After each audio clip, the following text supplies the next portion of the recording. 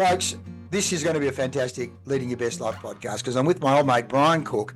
We've done interviews when he was chief exec at Geelong, now at Carlton. As he's told me already, West Coast Eagles. We're going to go way back. Cookie, welcome back to Leading Your Best Life.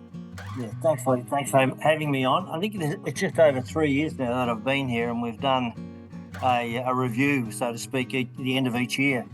So this is my third, and next year will be my last year, and my contract runs out, and I've already indicated I won't be extending that. I've just turned 70. I've got lots of life to live, but I don't want football to take up 90% of that in the future. Mate, which, of course, being chief exec of a footy club, it pretty much is about 90%, isn't it? Well, it's 24/7. You mightn't be actually, thinking about football 24/7, but you're available to football 24/7. Yeah. Which is a little different than workplace habits and rules and regulations these days. So I think in professional sport, you're always going to get that conflict. Yeah, absolutely. And people want either the club want you or the press want you or whoever want you to make a comment. We've talked about this in the past. There are times where you don't make comments when people are talking about coaches and so on. We've gone back. We did interview, I think it was 2007 when you just won your first premiership at Geelong. Then we did one 10 years later in about 2017. By that stage, I think you had 3 premierships. And then you were going to retire at Geelong. And then Carlton gave you this fantastic offer. And we literally did an interview on day 2 at Carlton saying what were your plans and the journey. And we did a mid-season review in the first year and then an end-of-season review. And then last year, another end-of-season review. And so here we are. But it's very kind of you to spend this time with us and capture it. And I've got to say, Cookie, over the years, the number of people who've got so much value out of these interviews. I mean, I think 3,500 people at least have viewed the one from last year, a huge chunk of them being Carlton fans. And of course, we've given these interviews to our good mate Ian Simons, who was president at Golden Square Footy Club, Alan Ellis, president at South Bendigo Footy Club, was saying, as the boys say, this is like an MBA in how to lead. In fact, I then gave the whole kit I gave to the new president at Golden Square Footy Club, Andrew. So really the waves we want, which is part of our goal, is to spread the waves, to spread the knowledge. And again, thank you for the great work you've done. You invited the leaders from Golden Square have come down and participated, I think, on the women's side with the club. Liz, my niece, is captain at Golden Square, has just been overwhelmed with the welcoming and the learning that she's got from that. So really, again, mate, thanks so much for your help and support there. No pleasure, mate. I think we have a role to play in the community. It's about football. I put it into three sentences. In terms of my role, it's to do well on field for both the men and women. It's to do good in our community with all the linkages and partnerships. And the third element is to do right from an integrity point of view. So doing well, do good, do right. That's the motto I try and live by.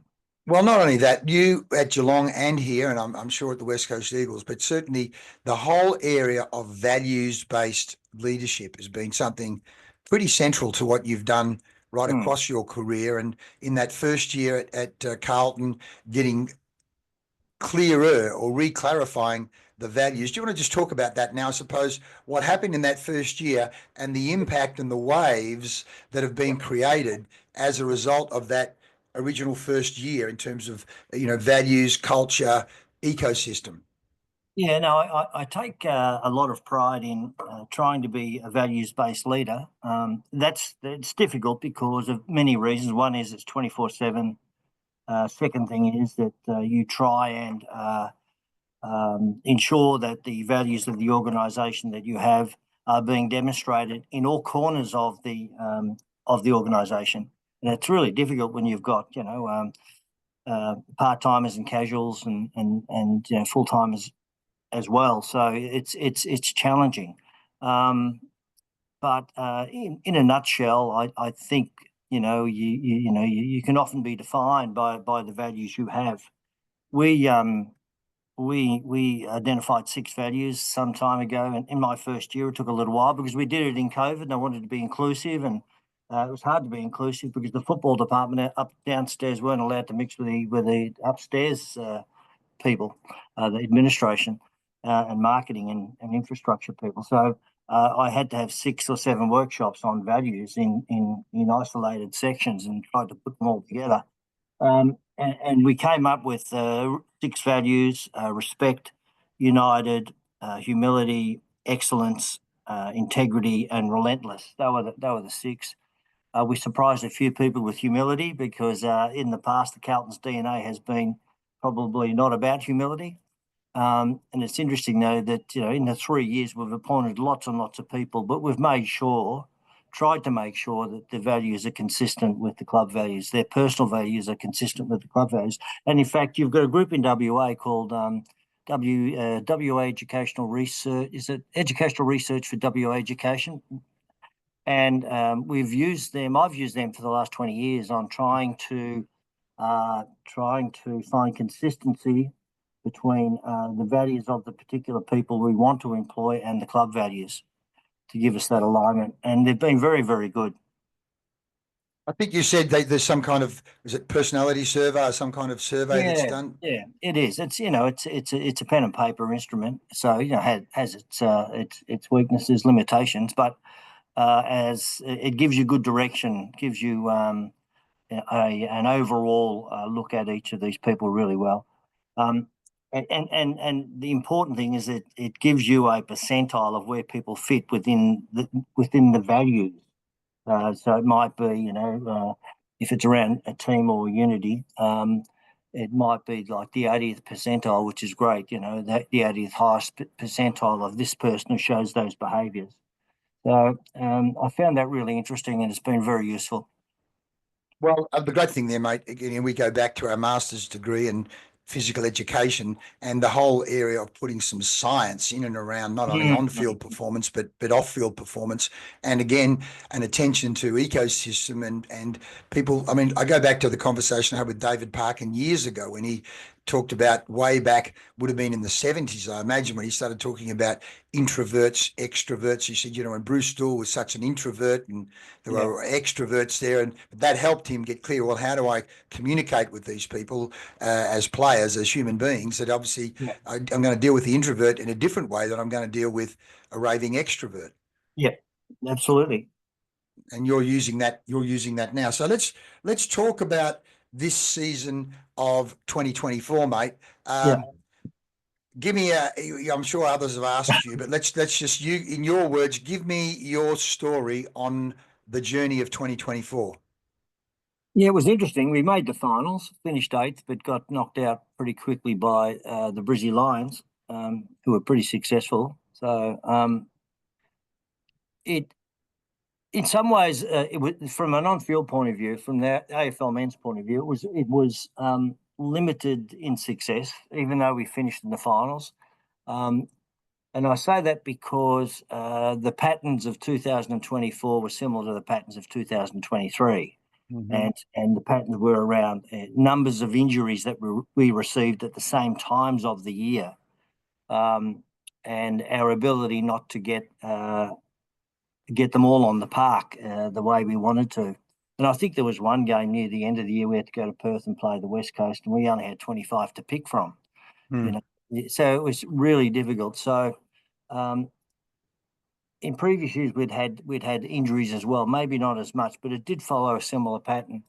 So that sort of haunted us a bit as a footy club. But we made some changes to our high performance and medical teams over the past 2 months, and so we've introduced a great amount of speed training as well as strength training.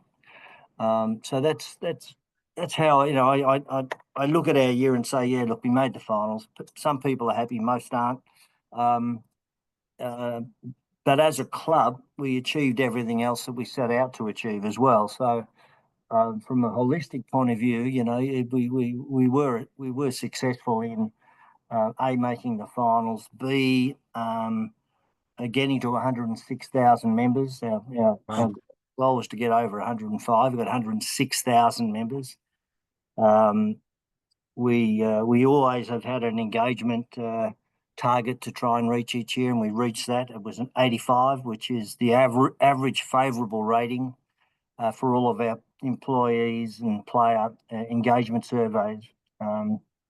Right across football, all programs in the administration. We normally do 2 or 3 surveys per year. So the engagement survey came in at 89, Wow. which is very high. Yeah, that's sort of well benchmark standard. So in terms of those three, the three those 2 indicators, we did well. We didn't finish in the top 4. That was the indicator we didn't reach for both the AFL and the AFLW. So we're working on that. The other thing that people probably aren't aware of is that our EBITDA, that earnings before depreciation and amortisation, I nearly got that right, is it hit 8 million. Admittedly, we have 5 million of depreciation now, so the statutory profit was 3 million. But our EBITDA, and that's what we like to look at, because that basically, positive cash flow. We've made over $8 million. So it means our cash in bank now is 22 million plus. And, it gives us a war chest for things to come in the future. So that was we hit that target really well. Then we had a target around our home game crowd attendances. And we set up what we thought was a lofty target of 50,000 plus average home game. And we ended up getting 58,300, Wow. and that's the highest we've ever had.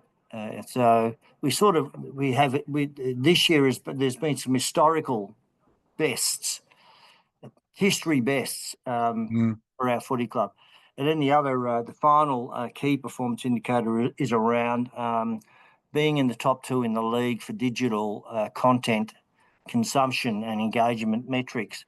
Admittedly, Collingwood are number 1, and there's a fair gap between number 1 and number 2, but it's something that we'll continue to look at and try and bridge that gap in the future. So, when we talk about the football club as a whole and all of those elements that I've been speaking about, it was a relatively successful campaign. Mate, brilliant. And look, what you've talked about there, and we've talked about this in the past, is you are so clear on all of those KPIs in terms of the dashboard of the club between on-field performance. You set targets, you work towards those targets, which include, as you say, the digital content, the finances, the engagement of staff and players. It really is a holistic dashboard you've got there, which is fantastic. Yeah, they were the primary targets, and then we have these secondary targets. We have about 25, and they're linked to the department, our business plan.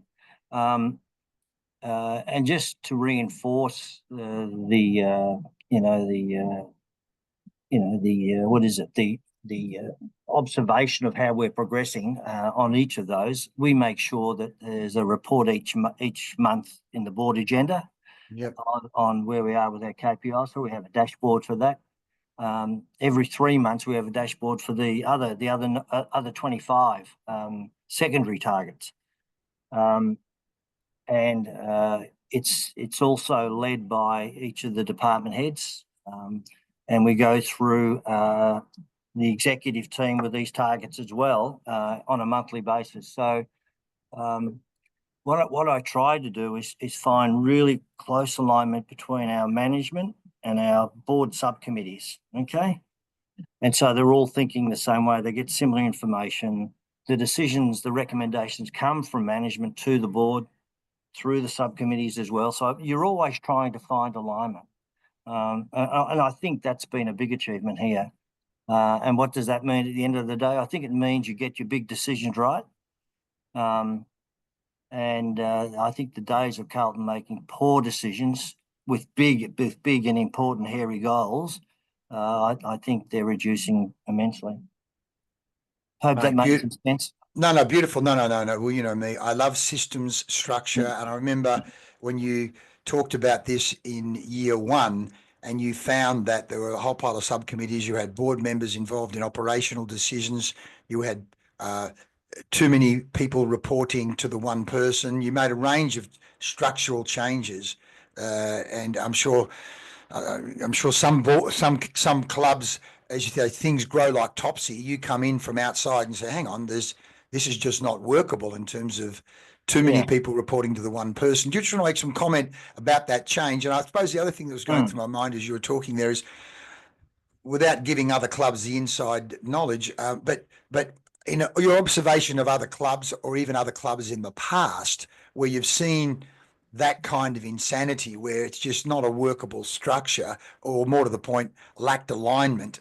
Again, whether you want to use examples or not, but let's just talk about some of the weird and wonderful things you've seen in the past, either at clubs you've walked into. It could have been at the West Coast, could have been at Geelong, could have been at other places, or it could have just been clubs you've heard about, around the place, where you just go, man, oh man, that's just off the planet the way those guys are trying to operate.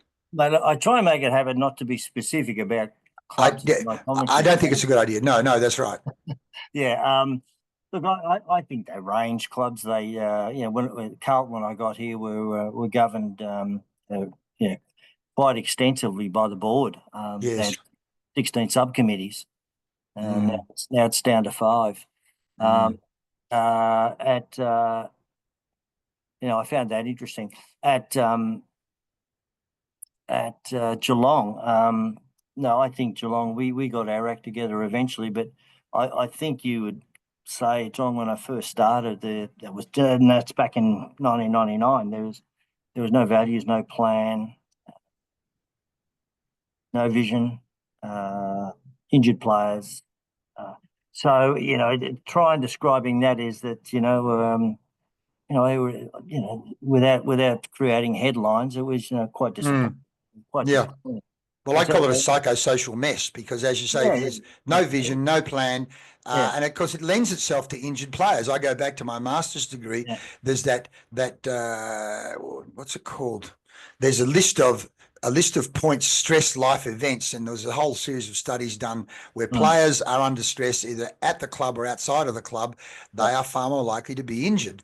So there's a link between the psychology in the club and the injuries. So when I'm seeing a pile of injuries come out of any particular club, I go, oh, something's going on there. Something's going on there at the psychosocial level, that in a lot of cases, and I remember you talking in the old days, of course, clubs were so hierarchical, the CEO or the president knew everything, or the coach knew everything, and the rest just had to toe the line, which of course it's not, we know, even if it might have worked years ago, it certainly hasn't worked in the last 30 or 40 years. So going into that, knowing what you know now, or even knowing what you knew then, it's a psychosocial quagmire, and you had to, as you say, to create clarity and alignment out of that. And of course, there's resistive forces there when you do that too, isn't there? Absolutely. And on top of that, at Geelong, when I got there, we inherited a $7 million debt at 7-8%. So it was $1 million before you opened the door, And so you put all that debt, 17%. I remember you saying the guys were rattling cans at petrol stations. They wanted to do that, to get money. We had to save the cats campaign within the first 3 months after I got there.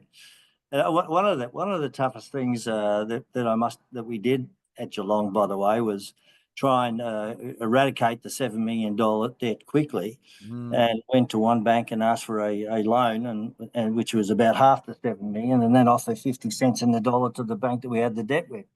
So there was a lot of ethical considerations then, but the amount of the stuff we had to do to survive at Geelong first year or two was unbelievable, really.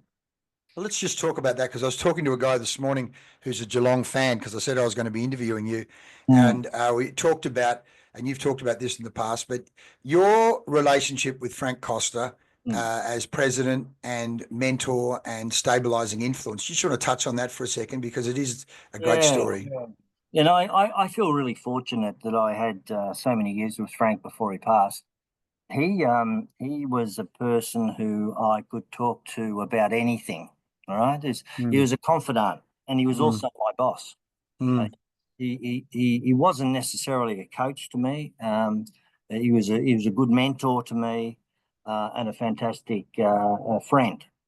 And so, and when I went to work, every day with Frank being my best friend, my mentor, etc., it was just unbelievable for me to work with him.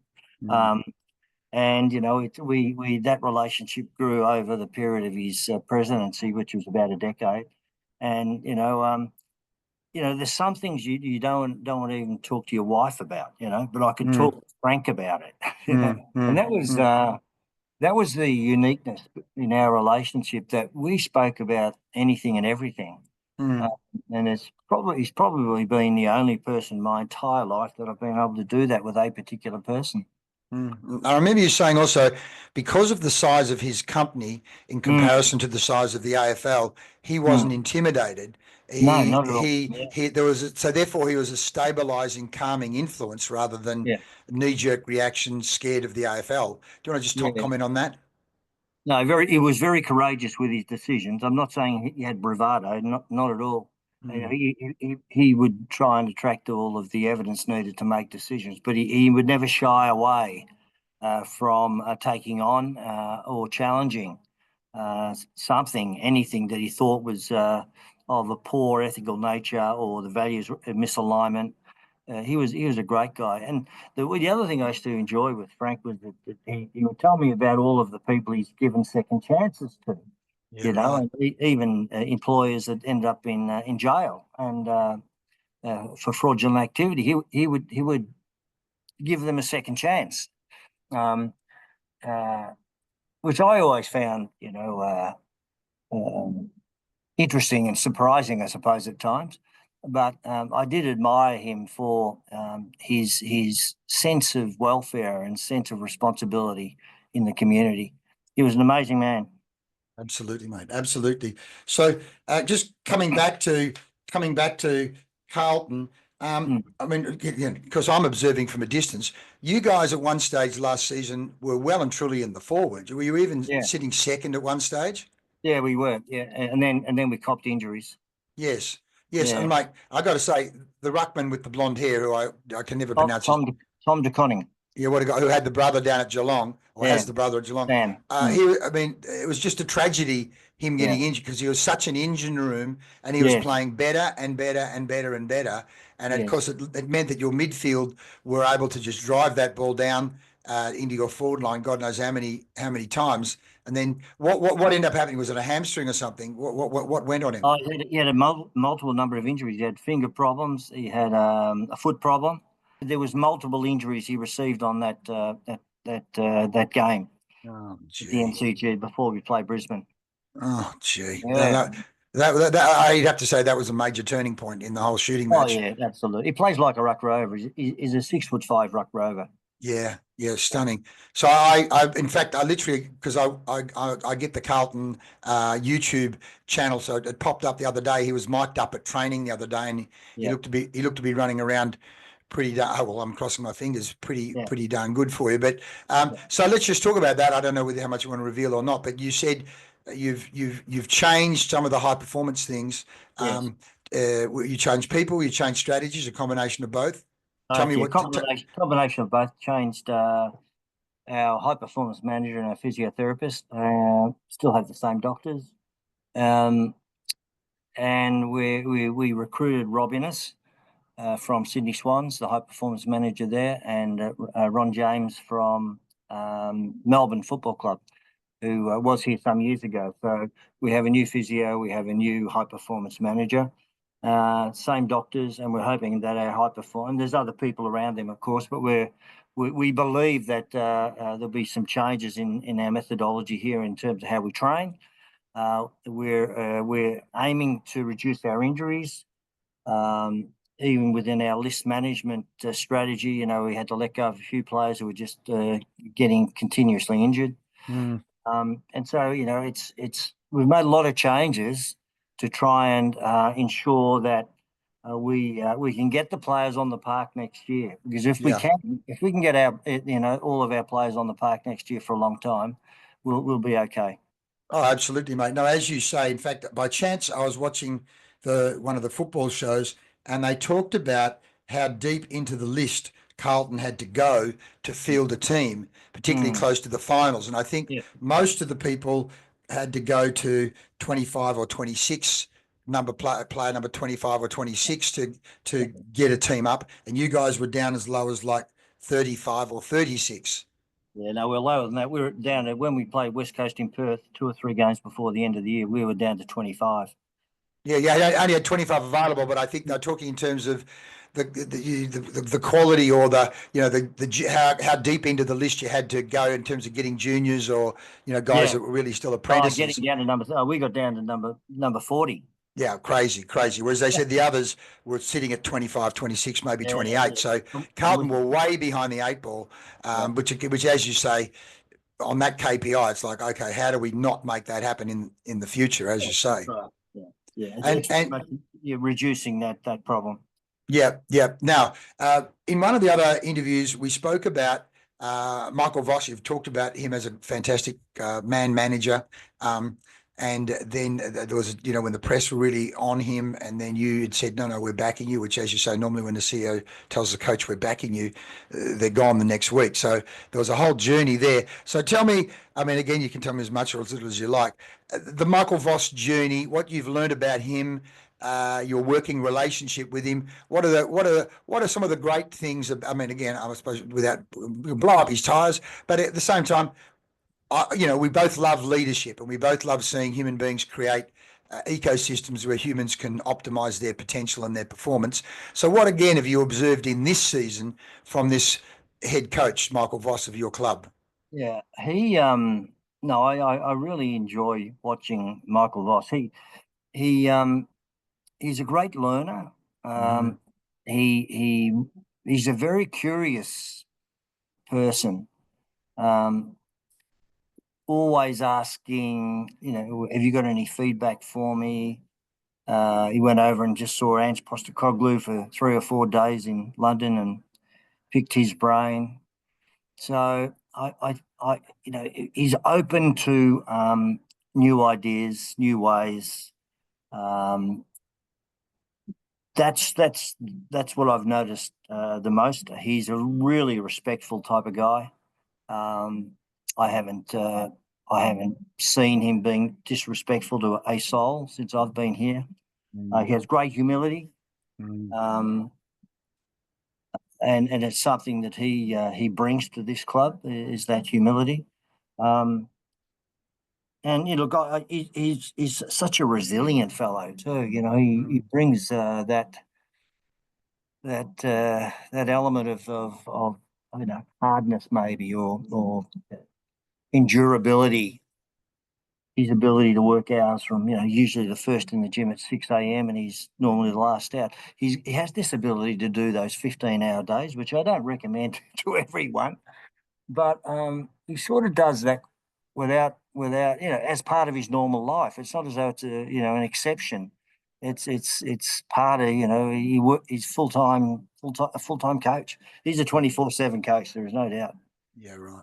So beautiful. 3 or 4 things that really intrigue me, and I love about Michael Voss. Well, it's beautiful you should say that, because literally this year, again, I've done my Kaizen mindset sessions at our water polo club, and there were some minor issues with some of the coaches, and I wanted to make the point to the coaches: if you actually want all the players to have a Kaizen mindset, continuous and never-ending improvement, then you as a coach don't think you're a fully formed person. If you actually think you've come to our club as a fully formed person that doesn't need any improvement yourself, then we're out of alignment in regard to Kaizen. So the very fact that Michael Voss says, have you got any feedback for me? It's certainly something I'll want to put to our coaches. And again, we've got coaches who are triple Olympians and guys who played, Olympics out of European countries, Serbia and Croatia.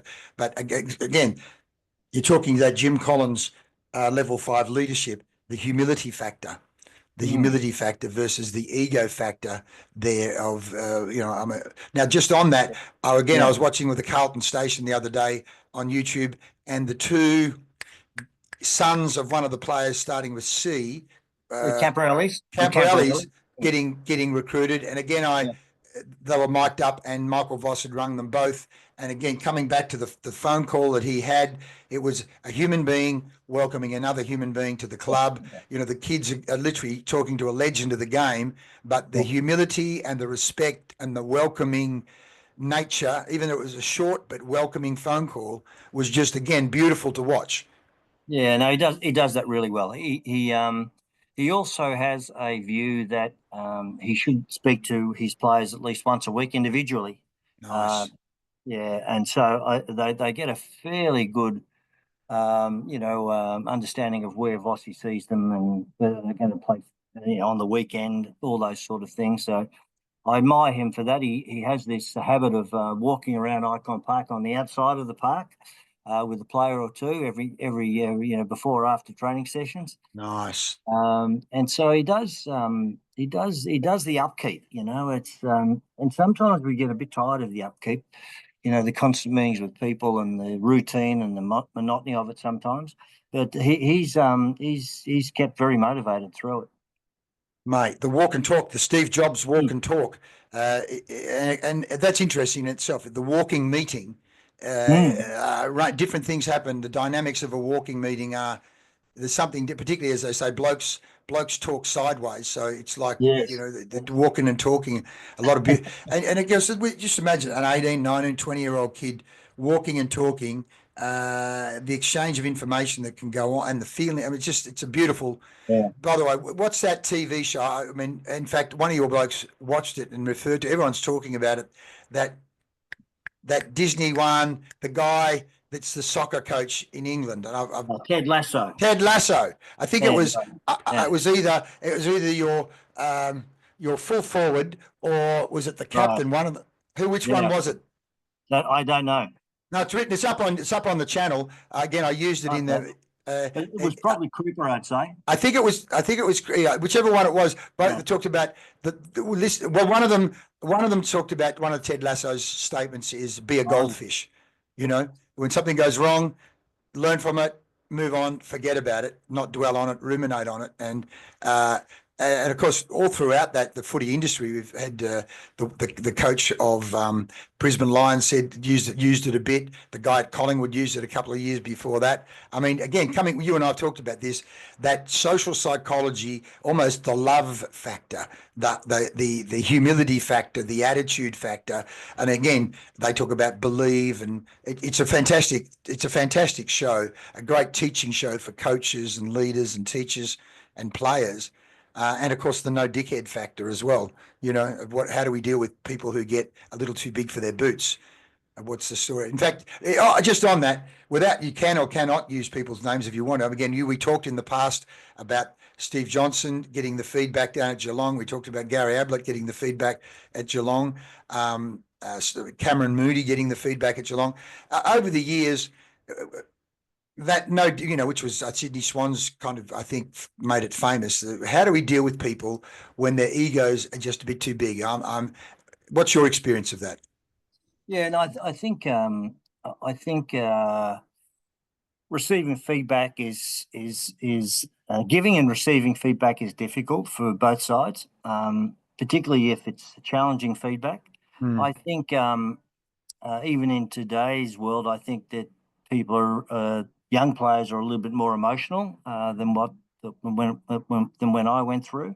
mm, So the leadership facilitation these days probably isn't as aggressive as it was 10 years ago. Let's say. mm, mm, So having said that, there is nothing more potent than receiving feedback from your colleagues, your fellow mm, players, about how you're going.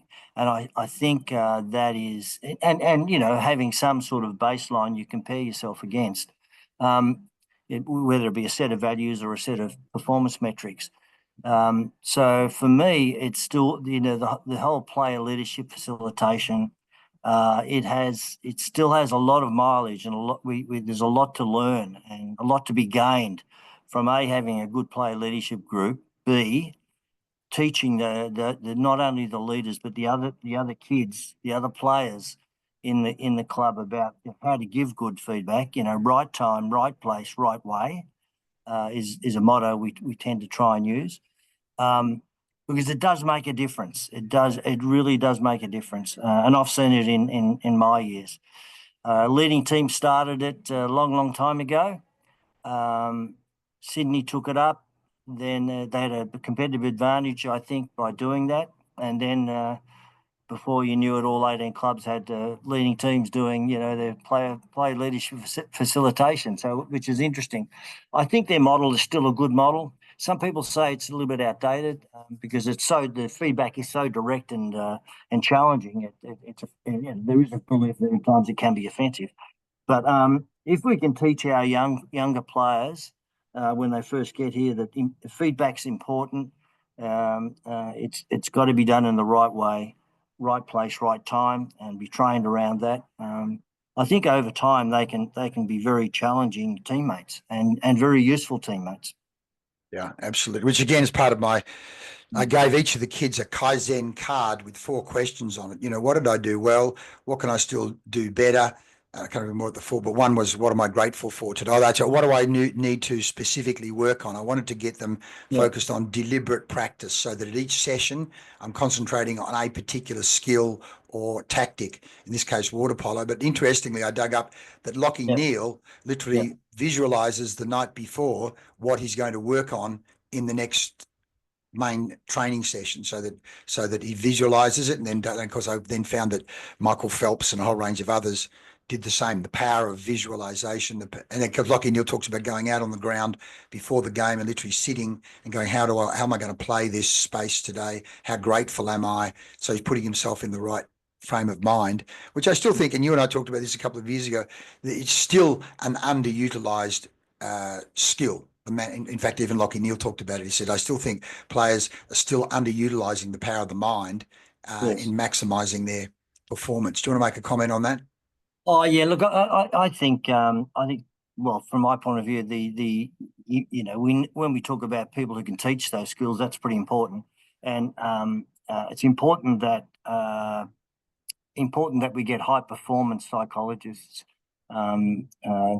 not simply necessarily well-being psychologists, if that's the right way of putting it. People that focus specifically on high performance in sport, from just mental well-being. And there's we've got one in the AFL and one in the AFLW. We have 2 high performance psychs that they really assist, and it's something that I've noticed here in particular, that they can have a lasting impression. Absolutely. I'm thinking immediately, mate, of Harry Mackay's kicking, mate, for a start. I don't know who got to his head, but he's kicking this year. And again, I think I talked about Andrew, was it Andrew Lloyd? I keep forgetting the guy, the Essendon guy, Andrew Lloyd, how he had used both a psychologist and a biomechanist and video. So he said both the physical, what was I doing with my body, but at the same time, what was I doing with my mind to improve my kicking? And whatever you guys did with Harry Mackay this year, it's just beautiful to see. It must be so good for him as well to see him go through the middle. Than alternative. It's good for everyone. So that's whatever you've done transformation-wise, their strategy-wise, pat whoever on the back, help with that. I think it's obviously him doing the work to make it happen is a beautiful thing. Yeah, mate. As we move to a close, I want a couple of things. Let's talk about. You've told the board next year's your last year. At Geelong, you had a succession plan. I think you've put a succession plan in place at Carlton. Do you want to just talk about leadership and succession plans? Because we often say it's all very well being a great leader, but if you leave a vacuum behind you, that's not good leadership. No, sure. No, I had a chat to Luke Sayers about a year ago, and explained that because my contract was supposed to finish October 18, 2 months ago, so to speak, and I spoke to Luke about going an extra year, being the 4th year, but that would be it. I wouldn't do any more than the extra year beyond the 3-year contract. So we agreed to try and identify a number of potential CEOs that would suit Carlton. Yeah. And we went through a long list, but really there wasn't many that we felt suited Carlton. And what I mean by that, the Carlton DNA, the Carlton board, it's very football focused. And the CEO does need some understanding of football, football knowledge, football skills, has to have some understanding of the culture of the football department. And so whoever we were going to get, it was going to be someone who had a long history, let's say, or some history, but certainly an understanding of the football culture, high performance, the psychology in football, all of those things. We eventually Luke approached Graham Wright, who was the general manager of Collingwood on a sabbatical, so to speak, over in Europe, and he was keen to consider that. And more recently, 6 months ago, he indicated he would like to come on board as the potential successor to me, and we appointed him as deputy CEO. He's been here 2 months now, and he'll take over from me in October next year. And so it's been pretty seamless. You always have issues around internal candidates who want to be the CEO, but we manage those really well. So we've got the right person. And so right now he is shadowing me for most days, just about every day for a certain part of the day. And he's concentrating on the non-football areas, but also providing advice in the football area. So it's the best of both worlds. So the succession plan was put in place nearly a year ago between Luke and myself, the president and myself. And of course, we had to bring all the board in when we got down to the important parts of signing contracts and trying to appoint people, I suppose. But it's worked out well. And Graham is, he's a guy with a lot of humility. We're trying to continue to attract leaders with great humility. So we'll have a CEO with that. We'll have a senior coach with that. And it goes from there. Mate, level 5 leadership, mate, level 5 leadership. Yeah. And not only that, mate, I'm thinking as you're talking, there's a PhD on Brian Cook and his style. If he goes back through the Geelong interviews and then the Carlton, he's got an encyclopedia you can just pass on to him from all these interviews we've done over the years. It's all there. He saves you talking. So, mate, look, I'll talk to you in 3 days' time. Just watch this. Yeah. That's one way of doing it, mate. Fantastic. You could wrap up the 3 years and all interviews into one vid. I've done that, but you mean it's just like becomes 2 or 3 hours? No, you got to get it down to an hour, mate. The whole thing.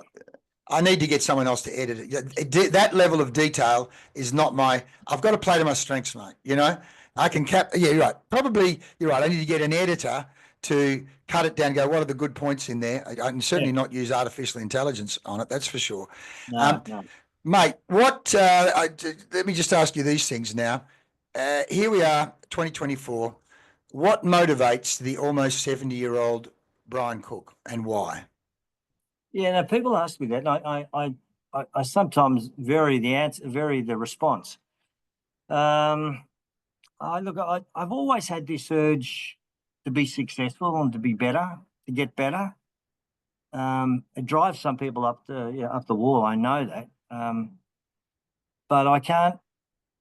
It's a natural motivation and inspiration I have, that when I see something, I want to fix it.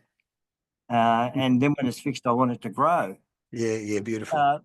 So that's, I always thought I was simply a fix-it man, and I was, I did fix up a few orgs, and, I consulted with a few organisations that I fixed up as well on top of the football.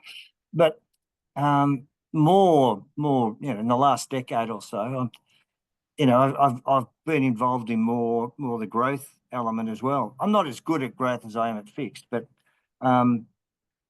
that's the reason I do it is I just want the people that I'm with and the teams that I'm with and the clubs that I'm with to just improve, just keep improving. And at Carlton, that's what's happening. We're a much better club now than what we were 3 years ago.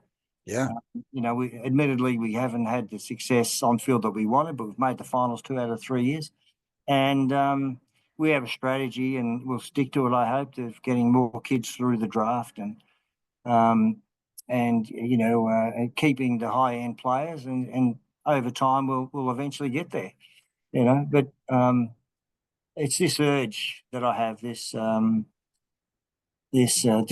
dissatisfaction at seeing nothing grow. I couldn't do that. I couldn't work in a place where there wasn't positivity or expected growth. Beautiful, mate. That's a T-shirt straight away. Positivity and expected growth. I like that. I'm just thinking as you were talking then, you know me, I'm watching you guys on a Friday night or whenever the games are on, and you'll get a text from me after the game because I even take photos of you in the rooms afterwards, and you are like a 13-year-old kid after a win. You are jumping around and you're patting people on the back, and I can just see. I mean, that's quite visceral. I mean, you know, whether you're 13 or 70, which is why people, of course, love being in those rooms after a win. There's something quite beautiful and magical in the. Let's talk to me about how you feel after a win in some of those fantastic games that have gone on, even last season. Oh no, I love winning. I love winning. I love making money. For me and the club. Yeah, Uh, and there's nothing more that turns me on than those two things, you know. yeah. Of course, and people growth. So, yeah. It's for me. It's you got to celebrate and recognise the wins when you have them. Yeah. Whether that be you achieve a KPI or you someone achieves a 20-year service recognition at the club. You've just got to celebrate the good things Yeah. because if you don't, it's an opportunity that's gone by. With every milestone that's met, you can actually take advantage and leverage so much off that with the rest of your staff. Whether it's a personal recognition of a particular staff person, whether it's a team that's won a game, and how they've done it, there's a story to be told on a lot of that stuff. Absolutely. Well, we say you've got to reward the behaviour you want repeated. So Yeah, there you are. Celebrate the good things, leverage the milestones. What a great lesson that is straight away. Yeah. Mate, let's talk about the future. We don't do that enough, mate. We actually don't do that enough. Still don't do it enough, even though you're quite conscious of it. It's so important. I mean, again, we're coming back. We talk about the metaphysics or the energy. You talked about positivity. Sometimes organisations put in place a CEO who's come out of the finance department, which it seems quite logical. Let's put the CFO in as CEO, and all of a sudden they think it's just all about the spreadsheet. But in fact, the guy who was head of Volcom at one stage said, "My job as CEO is to manage the vibe. If the vibe's right, others can then look at the systems and structures." But the energy factor, and that's partly what you're talking about there, is the celebration. The wins come a bit Ted Lasso in that regard. It's that energy and vibe factor. Yeah. Oh, look, I think each CEO has a uniqueness, or could have if they wanted to, and just it's a matter of working out what your personal brand is and what you stand up for and what you want to be like in 10 or 15 years' time. But if someone said to me, what's your purpose as a CEO at Carlton? I would say to be the keeper of the culture. Oh boy, lovely, yeah. Yeah, the keeper of the culture. The reason I brought that up is that I think leaders need to identify their own personal brands, and what's going to keep them relevant, that brand, for a long time. Because I don't think as a person you can continue to change your brand. I think you need to be known for something and stand up for something, and it's usually a set of values. Is my opinion. Yeah, brilliant, mate, brilliant. The keeper of the culture, I like it. Let's talk about the Brian Cook future then. As you say, next year's CEO. What does the future look like for you, mate, in terms of next year and beyond? Yeah, no, I finish October next year, and at this stage, I have nothing planned apart from maybe having a rest for 2 or 3 months, because I've been doing it 40 years in a row now as a CEO. So it takes its toll. There's no doubt about that. I have nothing planned. I've been approached for a couple of things like boards, but I've actually said to them at this stage, no, I'm not going to consider it seriously. So I'm not sure. Oh, well, what about the swimming and health? I mean, let's Sure. just start with your swimming and health. What is you love your little trips to Europe, swimming around those islands. Oh, So tell me about your swimming and health. Yeah, no, I still do that. I'm still swimming about 5 times a week in the ocean. It's pretty cold down here and not as bad up where you are, mate. So I do about 2 or 3 Ks in those five sessions. Normally 2K, depending on how cold the water is. So my health is okay. You know, I've had a couple of blood infections the last year or so. That's knocked me around a bit. I'm not sure. The surgeons aren't quite sure how it's all been picked up, but we've done some testing on that. So health is okay, mate. Yeah. Yeah, good. Keep the swimming up, mate. We know it's mind, body, spirit, ocean. In fact, only 2 days ago, I did an interview with Andy Donaldson, who is the swimmer that has got the world record now for the Ocean 7, which is English Channel, Rottnest Oh, Swim, wow. Cook Strait, between Ireland and Scotland, Yeah. Portugal and Morocco, and the combined time was 1 hour faster than the next person. So he's a superstar.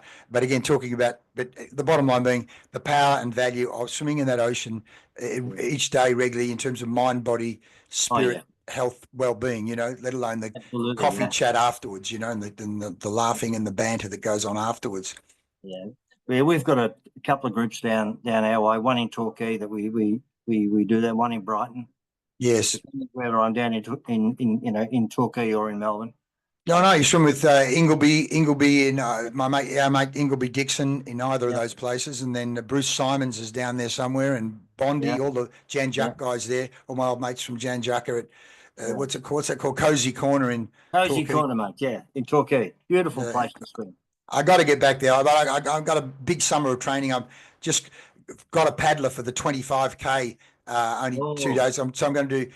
One of the women who in our pod squad was one of the first Black Hawk helicopter pilots in the Australian Army and played rugby for Australian women. You can imagine she's tough. And she looks at me about a year ago and says, Farnell, 2025 in 2025. And I went, what are you talking about? She goes, we're doing the 20K, and then 3 weeks later, we're doing the 25K. And I went, and I said, well, you might be. She goes, no, you are as well. I've just gone, and because I wanted to go into reverse gear. Then I thought about it and went, well, hang on. If I hang out and train with these people enough, I'll probably do it. No, so it's the ecosystem, the power of the high performance ecosystem. That's a huge challenge for you, Leigh. So I hope you make it, mate. Between training and crossing of fingers, the two should work, mate. And the world of delusion, where I still think I'm 18, that helps as well, Yeah, well, that's I get that. Yeah, delusional mindset, indestructible. Mate, well, that's right. I'm still doing okay, mate. Let me ask you one other thing. If you were able to talk to the 13-year-old Brian Cook, what tips, 2 or 3 tips would you give him, or tools would you give him, or recommendations would you give that 13-year-old Brian Cook? Oh, wow, that's a tough one.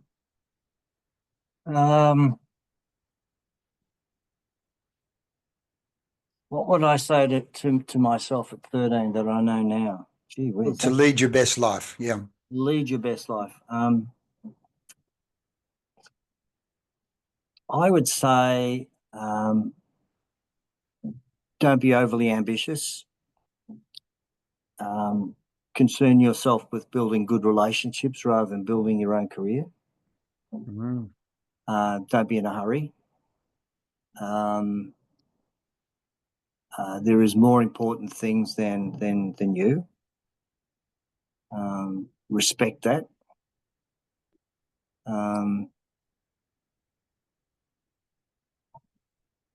They would be the 2 or 3 things that stick out. And don't be in a hurry. Have some patience. You don't have to achieve everything so early, which I achieved a lot earlier with the Eagles and so forth. But I was also very, very ambitious. Yep. Well, funny you should say that. An email came through the other day, a guy telling a story about a Zen master, and the student says to the Zen master, how can I achieve mastery quickly? And how long will it take? And the guy said, well, it'll take you 10 years. He says, but are there any shortcuts? Is there any way to fast track it? Any way to go faster? How long will it take if I found shortcuts? He said, 20 years. It'll take you 20 years if you're looking for the shortcut, as you say. That's the great Mick Malthouse, rip off.